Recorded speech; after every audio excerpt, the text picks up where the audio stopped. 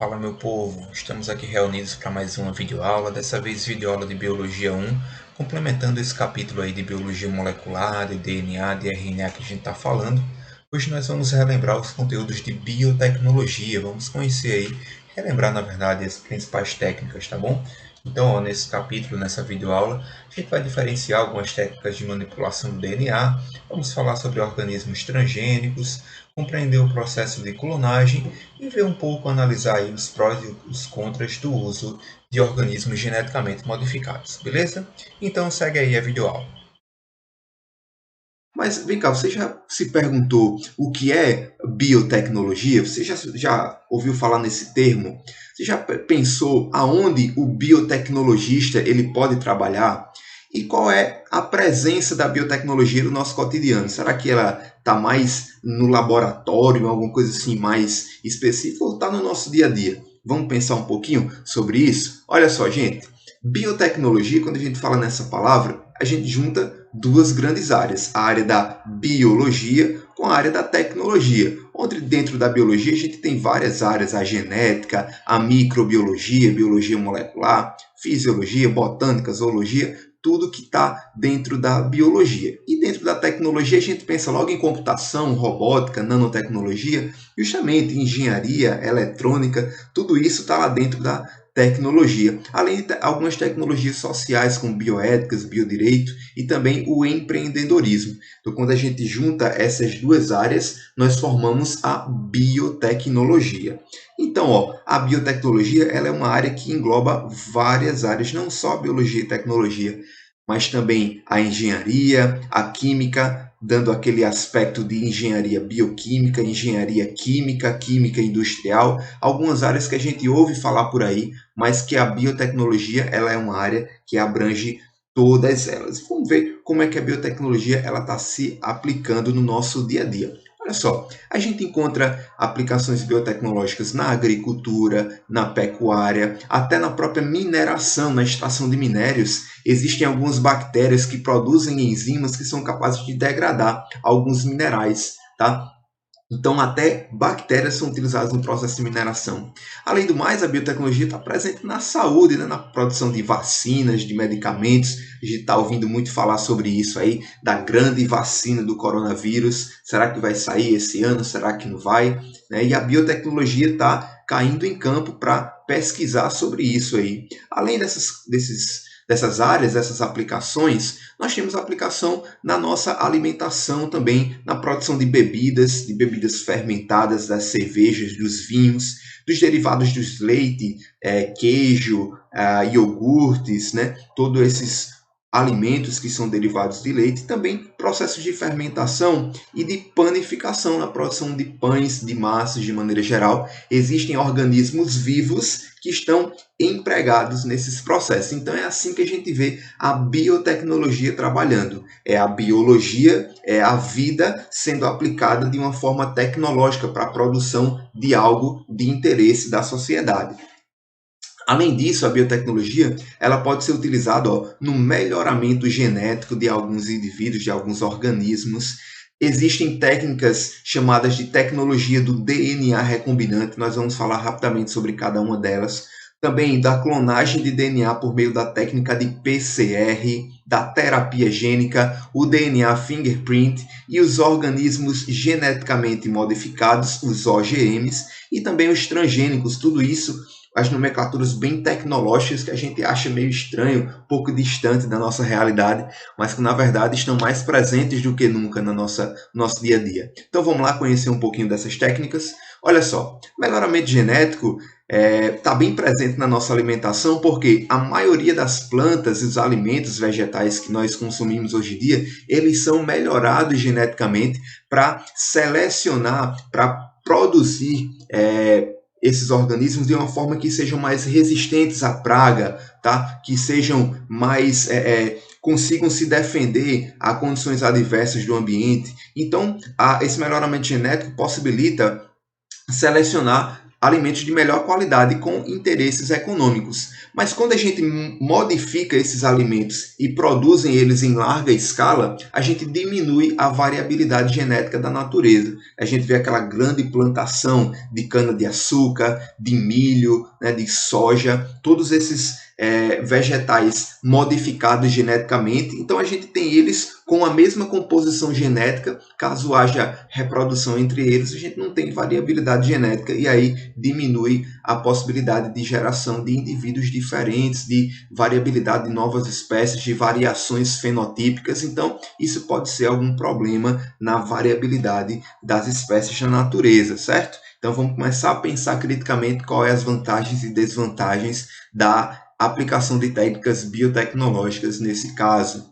Olha só, nós temos também uma técnica bastante empregada na área de saúde, que é a chamada tecnologia do DNA recombinante. Como é que acontece essa recombinação de DNA? Essa tecnologia, ela promove o seguinte: a tecnologia do DNA recombinante, como seu próprio nome sugere, é pegar uma sequência de DNA e recombinar, ou seja, colocar outra sequência de DNA nesta primeira, que não seja naturalmente dela. A gente vai inserir uma nova sequência de DNA em uma sequência não própria. Olha só, para isso nós temos vários passos a se seguir e o principal componente, o principal protagonista dessa técnica de DNA recombinante são as chamadas enzimas de restrição, também conhecidas como endonucleases de restrição. O que é que essas enzimas fazem?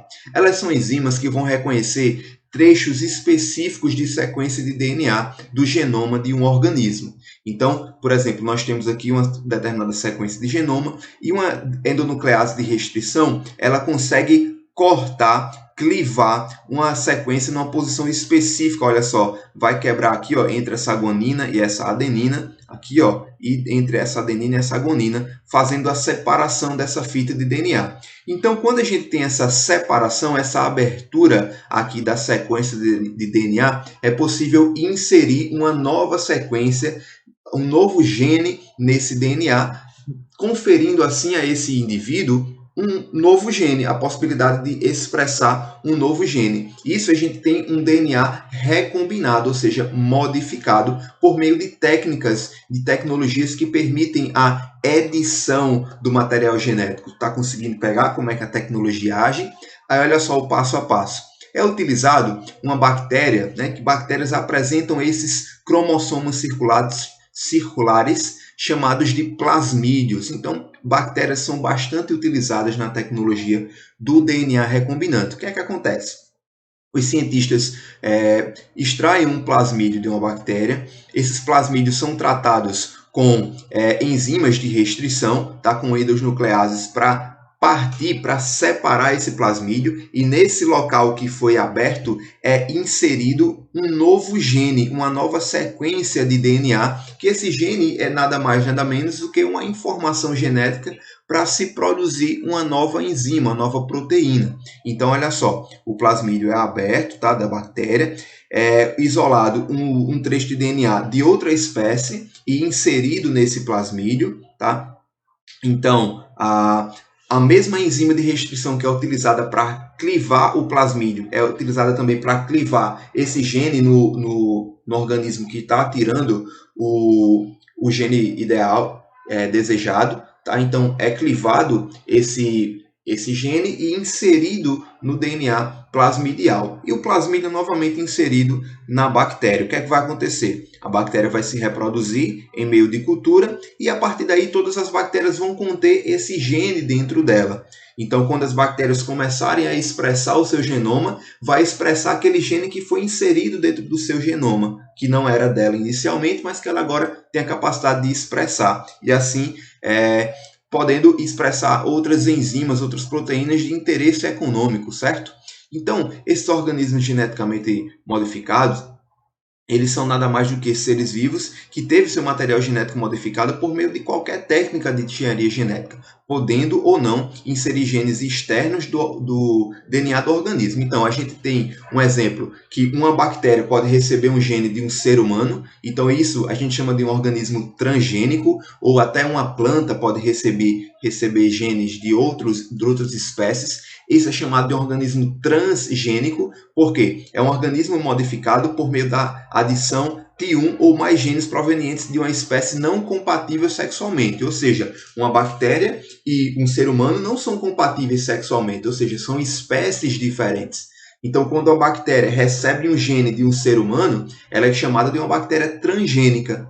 Agora, se uma bactéria recebe um gene de outra bactéria, tá, que ela é compatível sexualmente, então é chamado de cisgênero. Ou seja, lembra daquele caso de cis e trans? Trans, lados diferentes, e cis, lados iguais. Então, cisgênico é o indivíduo que recebeu o gene da mesma espécie, ou de uma espécie compatível sexualmente. Tá pegando aí? Então, a maioria dos organismos eles são considerados transgênicos, porque recebem genes de outras espécies para conferir-lhes características que não são naturalmente suas, beleza? Então, essa é a proposta dos organismos transgênicos. Aí está um exemplo de como a gente produz uma planta transgênica, né? Se vocês tiverem curiosidade, pode pausar o vídeo aí e ler todas essas etapas, mostrando passo a passo como é que se produz esse organismo transgênico. Não vou ler tudo isso, para a gente não se prolongar demais, mas fica aí para vocês, caso tenham curiosidade. Gente, outra técnica de biotecnologia é a famosa PCR. Já ouviram falar de PCR? Está bastante falado por aí, tá? Que a gente vai entender rapidamente daqui a pouquinho por que ela está sendo conhecida atualmente. A PCR nada mais é do que a chamada reação em cadeia da polimerase, ou seja, Polymerase Chain Reaction, a sigla em inglês da reação em cadeia da polimerase. O que é isso?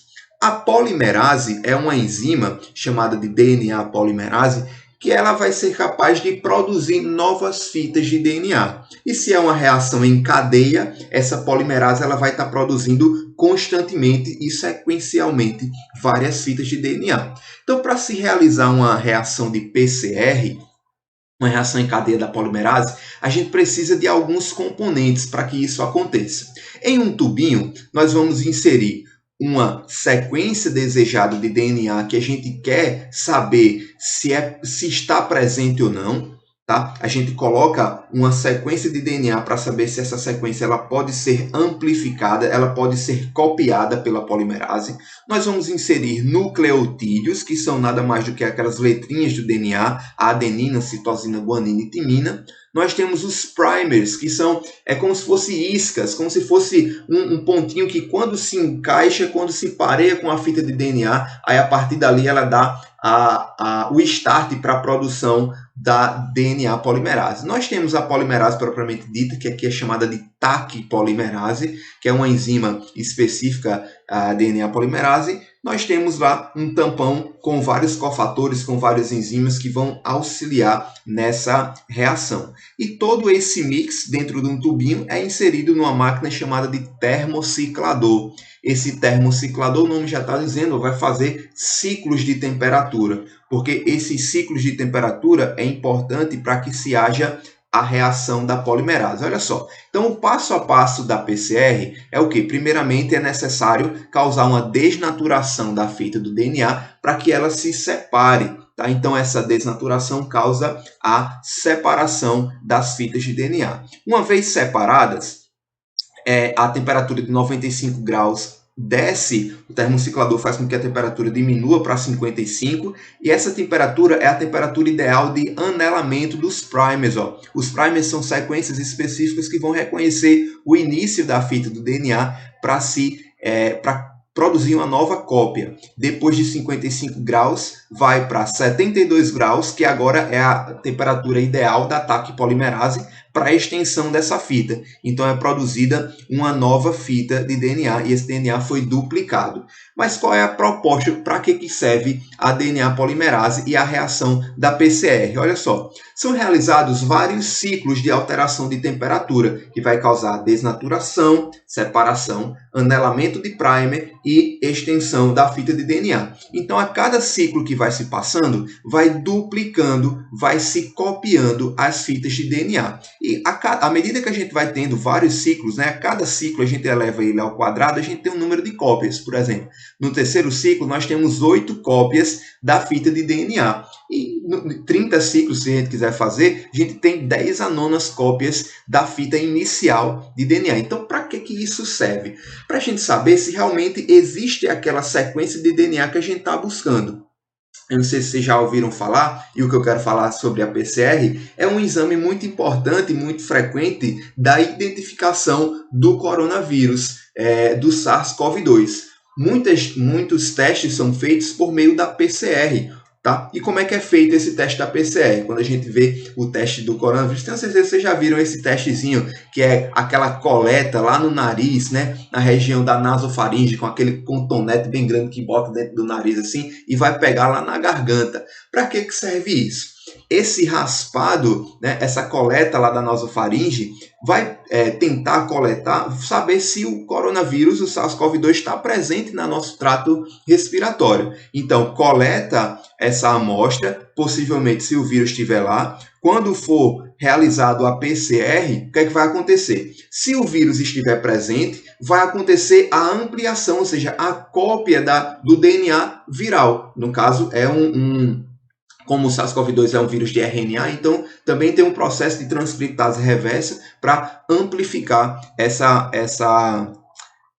sequência de DNA do vírus, tá? Então, a PCR é aplicada para saber se existe vírus no indivíduo, e se tem esse vírus, no processo de PCR, o material genético do vírus vai ser amplificado, vai ser copiado. E isso é possível ser identificado com outra técnica. Se tiver um aumento da quantidade de DNA viral, é porque tinha DNA viral no início e a DNA polimerase conseguiu fazer várias cópias desse DNA inicial do vírus por meio da reação em cadeia da polimerase. Então, essa é uma técnica que é aplicada na identificação da presença do coronavírus. Aí a gente tem uma informação de todo o processo de identificação, tá? Esse processo de PCR, ele é indicado na primeira semana, a partir da primeira semana depois do início dos sintomas, né?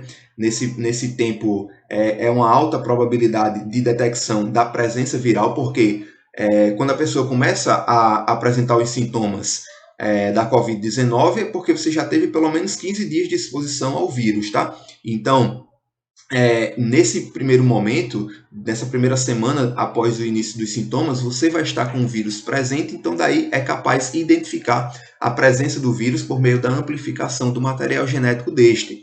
Depois da segunda semana em diante, na terceira semana, a carga viral começa a diminuir, caso a pessoa venha se recuperar, e daí já vai ter o aumento por meio dos anticorpos, né? Aquele famoso IgM e IgG. O IgG alto quer dizer que a pessoa já foi exposta ao vírus, né? A partir da segunda semana, a gente aprende isso lá na imunologia, que a primeira semana defesa inata e segunda semana defesa adaptativa, produção de anticorpos. Então, segunda semana, anticorpos IgG e IgM. Depois da diminuição da carga viral, a gente tem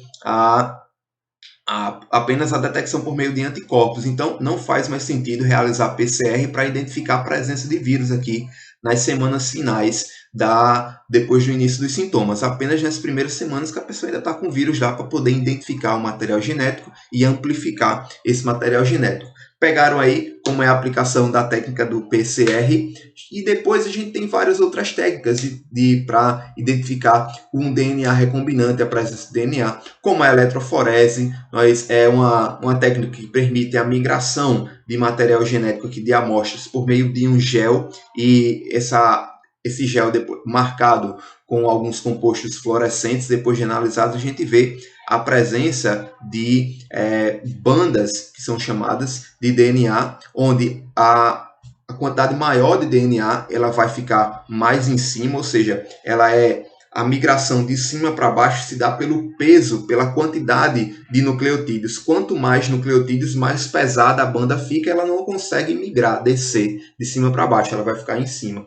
E quanto mais leve, ela consegue migrar e vai ficar mais lá embaixo. Então, a gente consegue identificar os tamanhos dos filamentos de DNA, tamanho da amplificação desse DNA, se teve muito DNA amplificado leve, quantidade grande ou quantidade pequena pela posição no DNA. E esses testes também de eletroforese permitem a gente fazer aquele chamado DNA fingerprint, que é utilizado aí para solucionar crimes, casos de paternidade, por meio da eletroforese de amostra de DNA de mãe, de filhos e de alguns homens, até é possível fazer o teste de paternidade, vendo as semelhanças do material genético do DNA das bandas nas posições específicas, tá? Então, no caso aqui, ó, deixo esse caso aqui para vocês darem uma lida. Talvez, eu não sei se acho que todo mundo consegue entender esse textinho, mas é um caso aqui, ó, que diz é um caso de solução de crime por meio da técnica do DNA fingerprint. Então, dá uma lida nisso aqui, dá uma observada que na nossa aula amanhã eu vou falar sobre isso, beleza? Para a gente resolver isso aqui.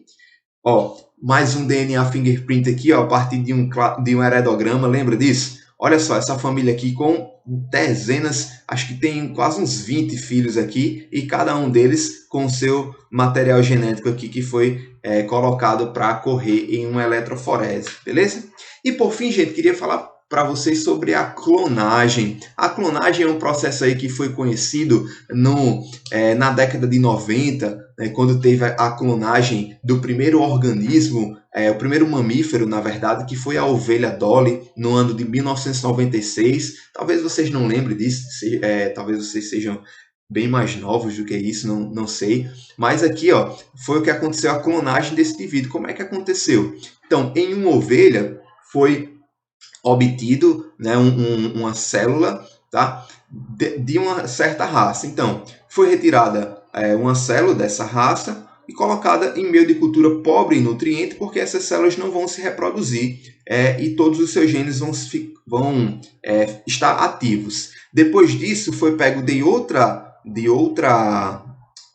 raça de ovelha, tá, uma célula normal, no caso, um óvulo. Então, do óvulo dessa ovelha, o que é que aconteceu? Foi retirado o núcleo deste óvulo e deixado todo o conteúdo citoplasmático que permite a reprodução celular.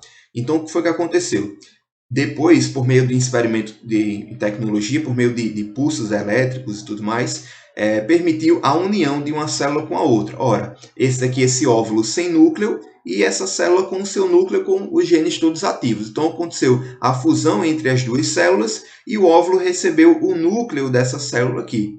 Então, esse óvulo depois foi induzido a se proliferar, foi introduzido no útero da ovelha, de uma ovelha que teve a barriga de aluguel, chamada assim. Então, depois de 6 dias, o embrião que foi formado, ou seja, esse óvulo aqui recebendo um núcleo diploide, esse óvulo começou a se proliferar, implantado dentro do útero lá, que era a mãe de aluguel. Então, começou a se proliferar. Depois nasceu uma ovelha que foi o clone daquela primeira, que foi a doadora do núcleo. Ou seja, essa ovelhazinha que nasceu era idêntica a essa ovelha que doou o núcleo celular. E essa ovelha aqui da raça Blackface, ela só foi a barriga de aluguel. Então, a filha que nasceu dessa ovelha foi a cópia, o clone dessa primeira ovelha. Então, é assim que é feito clonagens de indivíduos, né? Por meio da implementação de núcleos de uma célula somática, uma célula diploide, em um óvulo que foi retirado o seu núcleo. E essa clonagem gera várias especulações, várias dúvidas, várias perguntas, vários desejos para criar novos indivíduos. A nossa cópia, você já imaginou ter um clone seu? Bem desejado, né? Mas o clone ele não é utilizado só para isso. Existem algumas terapias gênicas por clonagem de forma semelhante.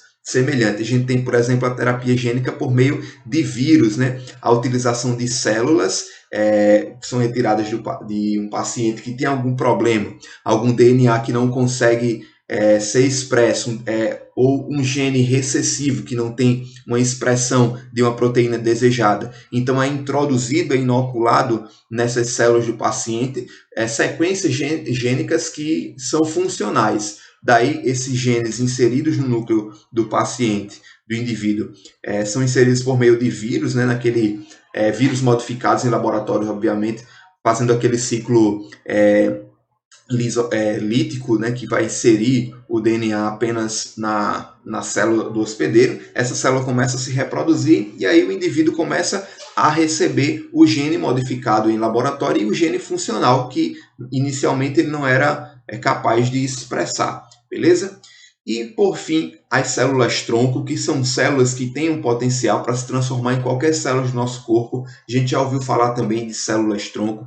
São células que podem ser aplicadas em vários processos, em várias reconstruções do nosso corpo, porque elas têm essa capacidade de se diferenciar. E a gente tem várias fontes, né, de células-tronco, como células-tronco embrionárias, fetais, adultas ou até induzidas. Olha só, a gente pode, por exemplo, uma célula-tronco embrionária, retirando lá de um embrião, do cordão umbilical, do feto também, uma célula-tronco fetal. Essas células podem ser induzidas a se diferenciarem em alguns tecidos. Então, por exemplo, o indivíduo que tenha problema de cegueira, né, tem um nervo óptico ou tecido da córnea danificado, é possível em laboratório, induzir células-tronco a se transformarem, a se diferenciarem em células de tecido nervoso ou em células da córnea para repopular aquela região e aí fazer uma córnea funcional e daí o indivíduo pode vir a recuperar a visão. Então essas são todas tecnologias que são aplicadas à vida para a cura de doenças, para tratamentos com base em células-tronco. A gente tem até algumas células-tronco induzidas que são retiradas do paciente, né? Células-tronco, por exemplo, da medula óssea que ainda não se diferenciou e pode ser induzida em laboratório para se diferenciar em uma célula nervosa e depois introduzida na coluna vertebral do indivíduo que seja paraplégico ou tetraplégico e essas células-tronco se diferenciarem em células nervosas e reorganizar, voltar a funcionar aquelas células nervosas da medula espinhal e aí conferir o movimento a esses indivíduos. Então são terapias muito recentes, são terapias muito desafiadoras que é necessário várias pesquisas biotecnológicas para conseguir colocar em prática essas tecnologias. Então essa aula foi só para vocês terem uma ideia de tudo isso aí que é possível. Isso aí foi só a pontinha do iceberg de tudo que a biotecnologia faz. A aula foi muito longa, tentei falar o mais rápido possível para a gente não se prolongar. Mas eu peço que vocês voltem o vídeo, né? Olhem os esquemas, deem uma lida nesse passo a passo, certo? Só para a gente finalizar aqui esse caso, para a gente pensar criticamente, né, essas modificações genéticas, as clonagens e tudo mais, elas não são assim livres, né, a transgenia. Existem leis, existem legislações de fato que regulam essas modificações, como a lei da biossegurança, que dá a proteção dos seres vivos e dos meio ambientes, para não deixar de ficar modificando geneticamente todos os indivíduos à torta e à direita, da medida que o cientista quiser. Então existe a lei 11.105/5, que estabelece normas de segurança e mecanismos de fiscalização de atividades que envolvam os organismos geneticamente modificados e os seus derivados. Então, no nosso país existe essa lei que controla a modificação genética dos indivíduos para que haja um certo controle, uma certa ética nesse experimento. Não só no Brasil, mas no mundo todo existe esse controle de bioética, beleza? Beleza, gente. Então finalizamos mais um capítulo. Deixo para vocês aí os exercícios finais, né? Os contextualizados, os conceituais, lá na página 556 a 561, para vocês relembrarem aí e colocarem em prática.